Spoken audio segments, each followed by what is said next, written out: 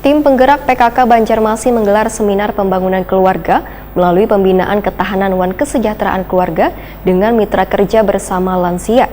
Kegiatan seminar yang dilaksanakan TP PKK Banjarmasin merupakan rangkaian peringatan Hari Lansia yang jatuh pada tanggal 29 Mei 2022, sedangkan puncaknya dilaksanakan di Balai Kota Banjarmasin pada 7 Juni 2022.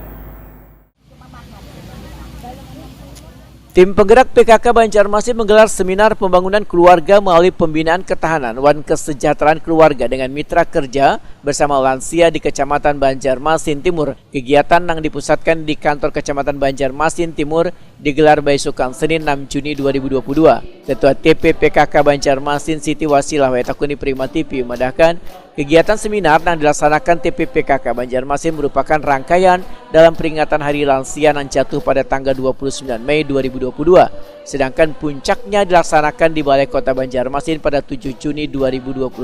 Menurut Siti Wasilah, seminar ini sebagai bentuk edukasi wan screening bagi lansia yang dilakukan Dinas Kesehatan di halaman kantor Kecamatan Banjarmasin Timur. Siti Wasilah berharap perhatian terhadap lansia lebih ditingkatkan lagi dalam mewujudkan lansia tangguh, mandiri, sejahtera, wan bermartabat, supaya lansia karena dianggap sebagai beban di tengah warga agar berbagai pembangunan bisa pula dirasakan oleh mereka.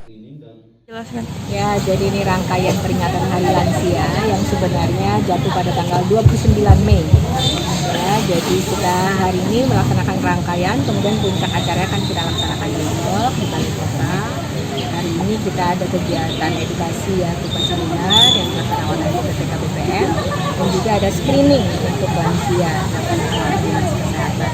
Mudah-mudahan apa yang dilaksanakan ini sebagai bentuk pengingat untuk kita bersama-sama memberikan perhatian lebih kepada warga Kota Banjarmasin kelompok lanjut usia, ya, mewujudkan mereka semuanya itu menjadi lansia yang tangguh, mandiri, ya, kemudian sejahtera dan juga bermartabat. Itu harapan kita semuanya, agar lansia ini tidak dirasakan sebagai beban bagi pembangunan.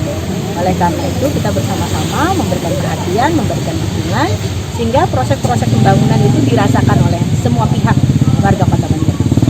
Bu, usulan yang di dalam tadi gimana, Bu, untuk penambahan kader? Oh ya, tentu ini akan menjadi catatan buat kami di PKK Kota Banjarmasin. Selanjutnya melalui DPPK BPM tentu harus dianalisa ya, berkaitan dengan kesanggupan anggaran pemerintah kota, kemudian dikonsultasikan lagi pada kebijakan penganggaran di Kota Banjarmasin. Siti Wasilah menambahkan, seminar ini menghasilkan banyak masukan wan saran, yaitu minta ditambahnya kader posyandu untuk memberikan pelayanan pada lansia.